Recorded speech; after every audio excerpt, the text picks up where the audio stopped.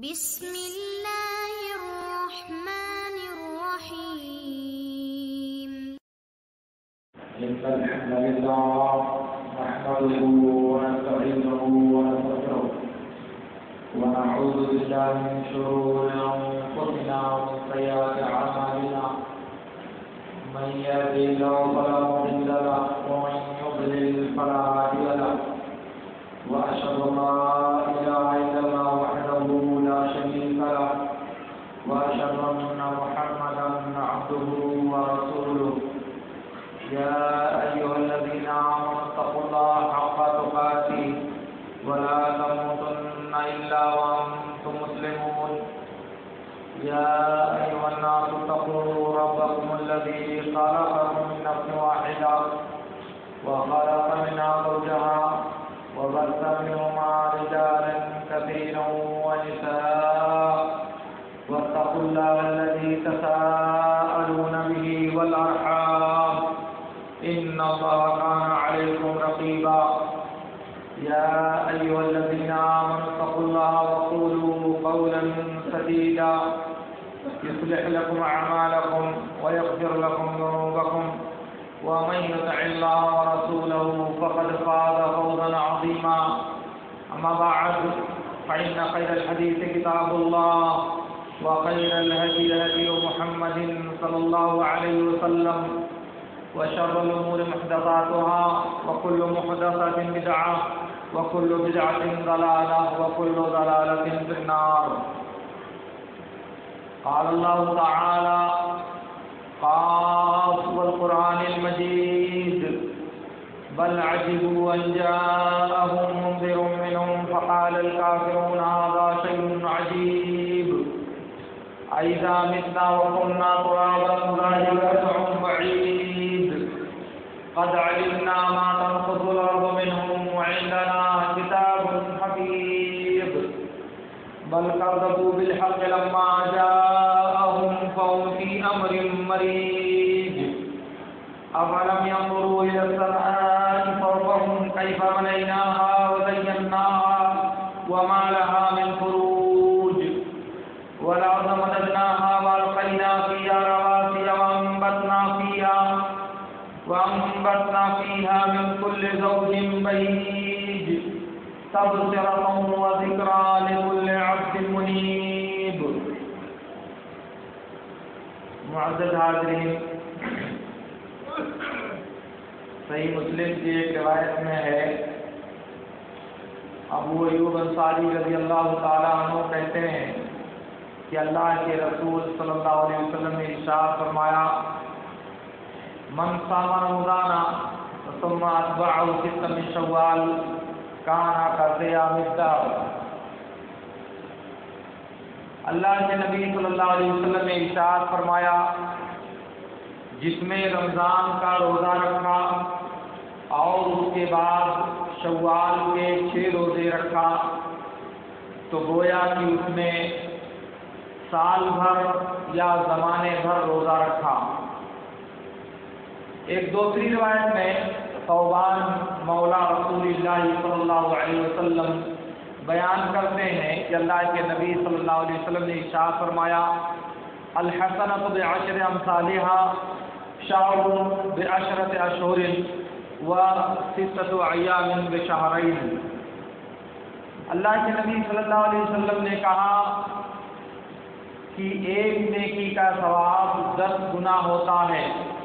تو رمضان کے 1 مہینے کا روزہ 10 مہینے کے روزے کے برابر ہوگا اور 6 دن کا روزہ 2 مہینے کے برابر ہوگا. گویا کہ رمضان کا روزہ رکھنے کے بعد شوال کے 6 روزے رکھنا یہ سال بھر روزہ رکھنے کی مانند اور اس کا ثواب پانے کی طرح سے ہے. اس لیے اگر کوئی مسلمان رمضان کا روزہ رکھتا ہے اور اس کے بعد شوال کے مہینے میں 6 روزہ رکھنے کا اہتمام کرتا ہے تو اللہ رب العالمین کے یہاں اور اللہ رب العالمین کی فہرست میں وہ انسان سال بھر روزے دار سمجھا جائے گا اور اسے سال بھر روزہ رکھنے کا اجر اللہ رب العالمین کی طرف سے عطا کیا جائے گا۔ اس کے لیے صرف ایک شرط ہے، اور وہ یہ ہے کہ یہ روزہ شوال کے مہینے میں ہونا چاہیے 28 دن کے اندر، کیونکہ پہلی شوال کو تو روزہ رکھنا حرام ہے کیونکہ وہ عید کا دن ہے۔ البتہ 29 سے پہلے یا 29 تک یہ 6 روزے مکمل ہونا چاہیے۔ اس کے لیے نہ تو یہ شرط ہے کہ 2 شوال سے روزہ رکھنا شروع کرے، اور نہ یہ شرط ہے کہ لگاتار روزہ رکھے، اور نہ یہ شرط ہے کہ بیچ میں ناغہ نہ کرے، اور نہ یہ شرط ہے کہ جب روزہ رکھے تو مسلسل رکھے اور بیچ میں گیپ نہ کرے، بلکہ صرف اتنی شرط ہے کہ یہ روزہ جب بھی رکھے تو شوال کے مہینے میں ہونا چاہیے، مہینہ گزرنے کے بعد یہ روزہ رکھنے کی اجازت نہیں ہے۔ اس لیے اگر کوئی آدمی مہینے کے کسی بھی حصے میں اپنی آسانی کے اعتبار سے یہ روزہ رکھتا ہے، اگر کوئی آدمی سوموار اور جمعرات کو، یعنی شوال کے سوموار اور جمعرات کو شوال کے 6 روزوں کی نیت سے روزہ رکھتا ہے تو ظاہر ہے کہ 6 سوموار اور جمعرات کو جوڑا جائے تو 6 ہوگا اس مہینے میں، تو اس طرح سے اس کا روزہ مکمل ہو جائے گا۔ اور عام طور سے جو یہ سمجھا جاتا ہے کہ 2 شوال کو روزہ شروع کرنا چاہیے اور اس کے بعد مہینے میں کبھی بھی رکھ سکتے ہیں، یہ بات سنت کی روشنی میں غلط ہے، اور یہ ایک افواہ ہے جو ہمارے سماج میں رائج ہے۔ اسی طرح سے یہ بھی سمجھا جاتا ہے کہ یہ 6 روزے لگاتار رکھنے چاہیے، اس کی بھی شریعت میں کوئی دلیل نہیں ہے۔ اس لیے یہ روزہ رکھنا ہماری اپنی مرضی پر منحصر ہے کہ ہم اس مہینے میں جب چاہیں، جس طرح سے چاہیں اس روزے کو رکھ سکتے ہیں۔ نہ تو یہ ضروری ہے کہ الگ الگ رکھا جائے، اور نہ یہ ضروری ہے کہ مسلسل اور لگاتار رکھا جائے۔ البتہ اگر کسی انسان کا رمضان کا روزہ کسی عذر کی وجہ سے چھوٹا ہوا ہو اور وہ شوال کے روزے رکھنا چاہتا ہے تو اس کے لیے افضل یہ ہے کہ پہلے فرض روزہ رکھے اور اس کے بعد نفلی روزہ رکھے، کیونکہ فرض یہ راس المال کی طرح سے ہے، اور نفلی روزہ یہ منافع اور نفع حاصل کرنے کی طرح سے ہے۔ تو جو اصل ذمہ داری ہے فرض کی ادائیگی، اس میں انسان کو سبقت کرنا چاہیے، اور جیسے ممکن ہو اس قرض کی ادائیگی میں یا اس فرض کی ادائیگی میں انسان کو جلد بازی کرنا چاہیے۔ اللہ رب العالمین نے جو کہا فاستبقوا الخیرات، بھلائیوں کی طرف سبقت کرو، اس کا تقاضا یہی ہے کہ فرض کو ادا کرنے کی پہلے کوشش کی جائے اور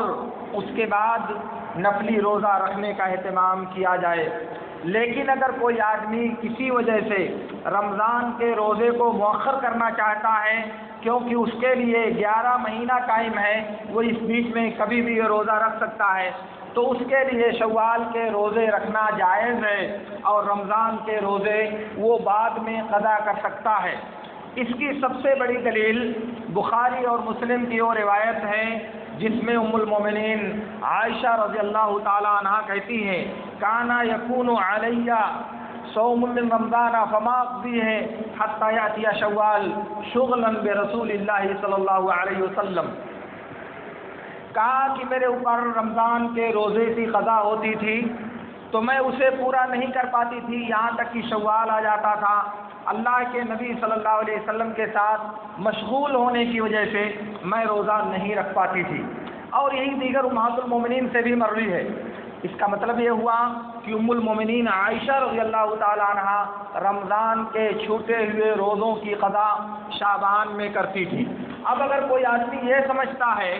کہ وہ سال بھر کوئی نفلی روزہ نہیں رکھتی تھی تو یہ بہت بڑی زیادتی کی بات ہوگی کہ ام المومنین عائشہ رضی اللہ تعالیٰ عنہ رمضان کی قضا چونکہ شعبان میں کرتی تھی، اور شعبان سے پہلے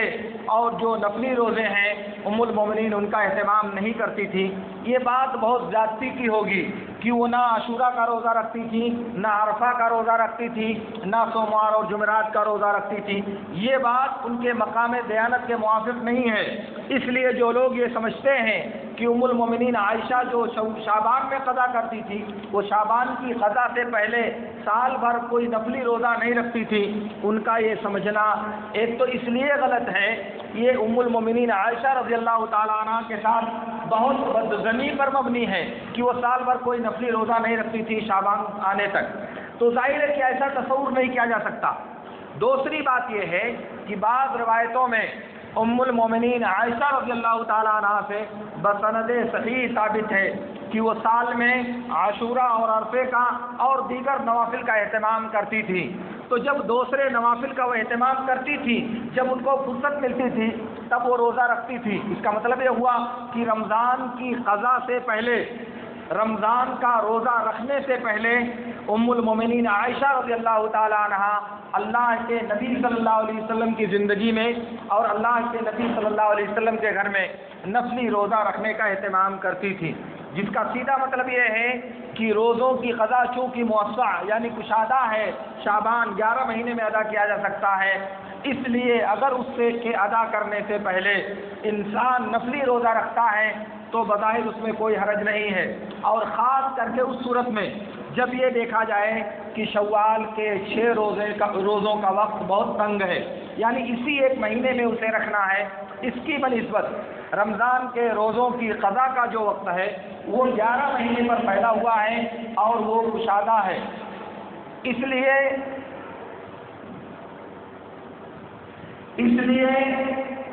انسان شوال کے روزوں کی پہلے قضا کرے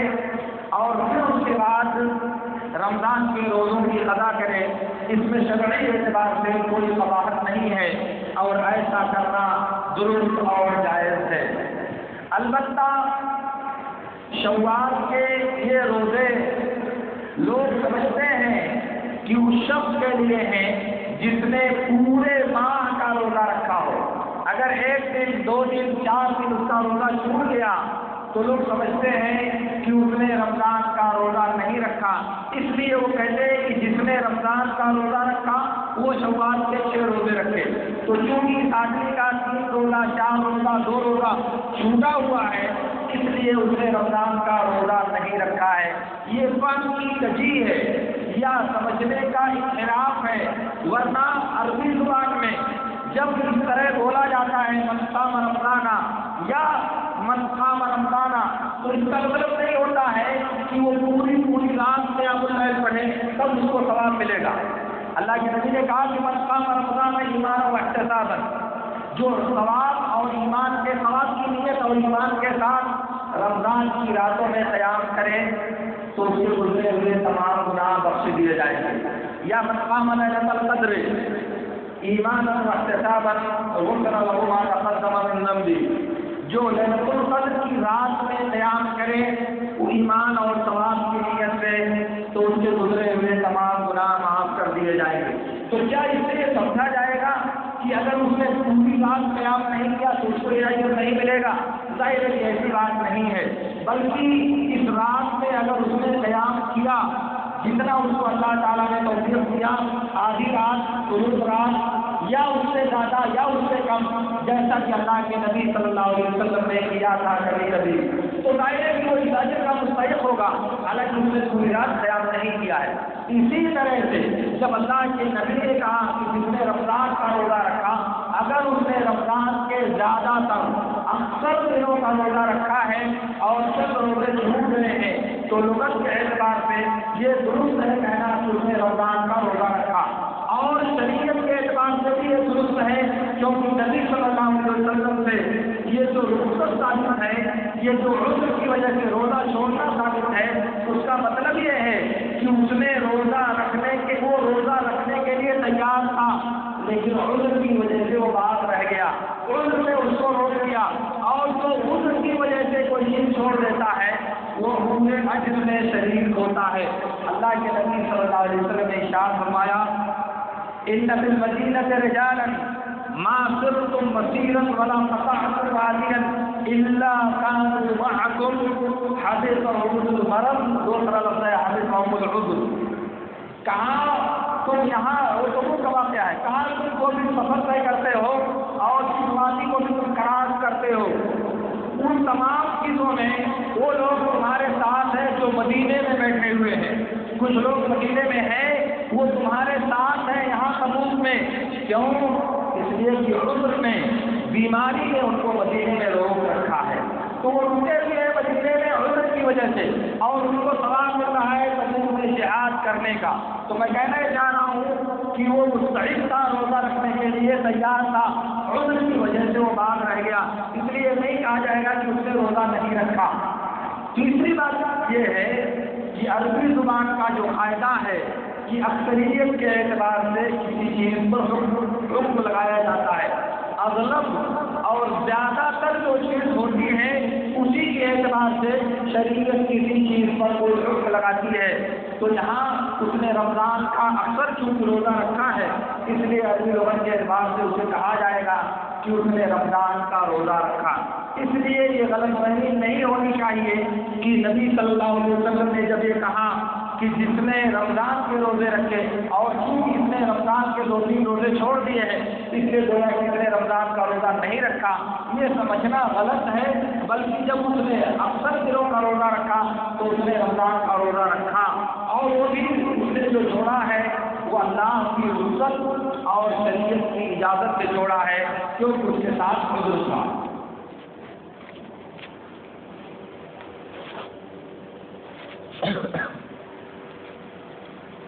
محترم حضرات، میں عرض یہ کر رہا تھا کہ شوال کے اس مہینے میں 6 روزے رکھنا یہ انتہائی زیادہ اجر کا باعث اس لیے ہے کہ اس کی وجہ سے اللہ رب العالمین ہمیں سال بھر روزہ رکھنے کا اجر اور اس کا ثواب دے گا۔ اب دوسری بات جو صحیح مسلم کی روایت میں ہے، ام المومنین عائشہ رضی اللہ تعالیٰ عنہ کہتی ہیں تزوجنی رسول اللہ صلی اللہ علیہ وسلم فی شوال وبنا بی فی شوال فأی نساء رسول اللہ صلی اللہ علیہ وسلم کانت احظى عنده منی۔ کہا کہ اللہ کے نبی صلی اللہ علیہ وسلم نے شوال میں مجھ سے شادی کیا، شوال میں مجھ سے شب زفاف منایا یا میری رخصتی کی، تو اللہ کے نبی صلی اللہ علیہ وسلم کی کون سی بیوی آپ کے نزدیک مجھ سے زیادہ نصیبے والی اور مجھ سے زیادہ مرتبے والی تھی؟ ام المومنین عائشہ رضی اللہ تعالی عنہا ایک جاہلی عقیدہ، ایک جاہلی تصور اور ایک جاہلی سوچ جو پائی جاتی تھی اس کی تردید کرنے کے لیے اپنا یہ واقعہ امت کے سامنے پیش کیا ہے، اور اگر آپ باریکی کے ساتھ اس جاہلی عقیدے کو تلاش کرنا چاہیں گے تو آپ کا سماج آپ کو مایوس نہیں کرے گا۔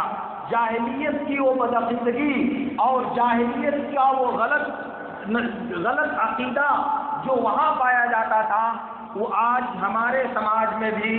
بہت سے لوگوں کے ہاں بطور عقیدہ پایا جاتا ہے، اور وہ یہ تھا، ان کا ماننا یہ تھا کہ شوال کا مہینہ منحوس مہینہ ہے، اگر اس میں شادی کی جائے تو یہ شادی پوری نہیں پڑتی۔ شوال کے مہینے میں کوئی بڑا کام کیا جائے تو وہ کام انجام کو نہیں پہنچتا اور خیر اور بھلائی کا سبب وہ کام نہیں بنتا، اس لیے شادی کرنے سے اور کوئی بھی بڑا کام کرنے سے لوگ اس مہینے میں احتیاط برتتے تھے اور ایسا کرنے سے اپنے آپ کو بچاتے تھے۔ تو ام المومنین عائشہ رضی اللہ تعالیٰ عنہ نے ان کی اس بات کا جواب دیتے ہوئے کہا اگر تم سمجھتے ہو کہ شوال کی شادی نحوست کا سبب ہے، اگر تم سمجھتے ہو کہ شوال میں کوئی بڑا کام کیا جائے تو وہ نتیجہ خیز نہیں ثابت ہوتا، تو تم مجھے بتاؤ کہ نبی سے میری شادی شوال میں، میری رخصتی شوال میں، پھر کون سی آپ کی بیوی تھی جو اللہ کے نبی صلی اللہ علیہ وسلم کی نظر میں مجھ سے زیادہ مقرب اور مجھ سے زیادہ محبوب تھی؟ گویا کہ ان تمام چیزوں کے باوجود، یعنی شوال میں شادی اور شوال میں رخصتی کے باوجود، نبی صلی اللہ علیہ وسلم کی نظر میں مجھ سے زیادہ چہیتی اور مجھ سے زیادہ محبوب کوئی بیوی نہیں تھی۔ دیگر بیویوں کو وہ شرف حاصل نہیں ہوا جو اللہ رب العالمین نے مجھے عطا کیا، حالانکہ میری شادی شوال میں ہوئی تھی۔ تو اگر شوال کی شادی باعث نحوست تھی تو تم لوگ بتاؤ کہ دیگر ازواج مطہرات کے مقابلے میں میں نبی صلی اللہ علیہ وسلم کی نظر میں زیادہ محبوب کیوں تھی؟ دوسری عورتوں کی بنسبت، دیگر امہات المومنین کی بنسبت میری شادی زیادہ باکمال اور زیادہ بہتر اور زیادہ نتیجہ خیز کیسے اور کیوں ثابت ہوئی؟ اس کا مطلب یہ ہوا کہ تم لوگ غلط سمجھتے ہو، تمہارا عقیدہ غلط ہے، تمہاری سوچ غلط ہے، تمہاری فکر غلط ہے۔ کیوں؟ اس لیے کہ جو اللہ رب العالمین شوال کا خالق ہے وہی رب العالمین بقیہ 11 مہینے کا بھی خالق ہے۔ جس رب العالمین نے شوال کے دنوں اور راتوں کو تخلیق فرمایا ہے اسی رب العالمین نے بقیہ 11 مہینوں کے بھی دنوں اور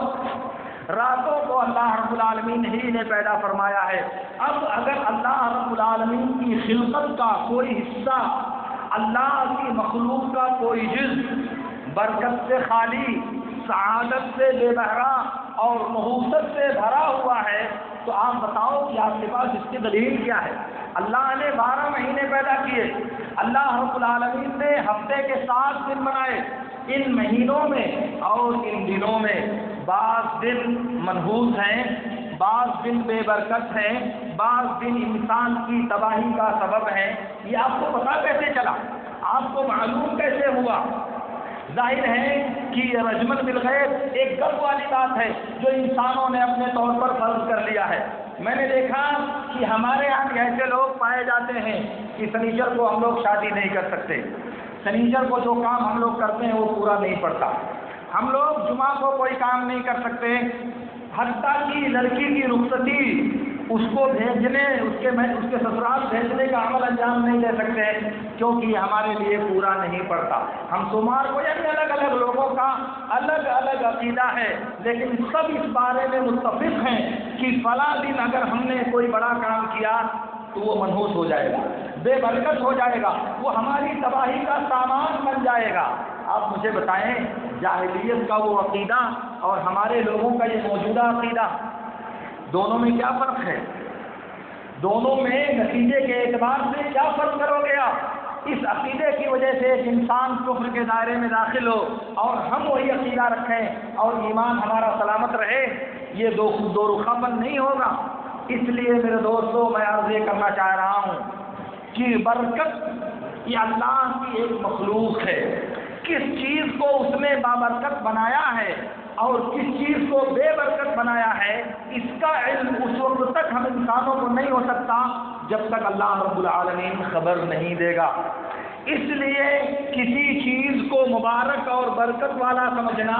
اور کسی چیز کو بے برکت اور نحوست والا سمجھنا یہ اس وقت تک جائز نہیں ہے جب تک کتاب و سنت سے اس کی دلیل نہ پائی جائے۔ اب یہ میرا ہاتھ ہے، یہ ہاتھ مبارک ہے کہ نہیں مبارک ہے؟ ظاہر ہے کہ اس میں برکت کے پائے جانے کے لیے، اس ہاتھ کے مبارک ہونے کے لیے شریعت کی دلیل چاہیے، اور ہم جیسے انسانوں کے اندر برکت کے پائے جانے کی کوئی دلیل اللہ کی کتاب اور نبی صلی اللہ علیہ وسلم کی سنت میں موجود نہیں ہے۔ اسی لیے یہ جو مقدس ہستیاں، صالحین اور بزرگ لوگ پائے جاتے ہیں جن سے دعا کرائی جاتی ہے، تو دعا کرانا تو ایک نیک عمل ہے کیونکہ اللہ رب العالمین سے دعا کرنا یہ تو کوئی بھی انسان کر سکتا ہے، مگر بزرگوں سے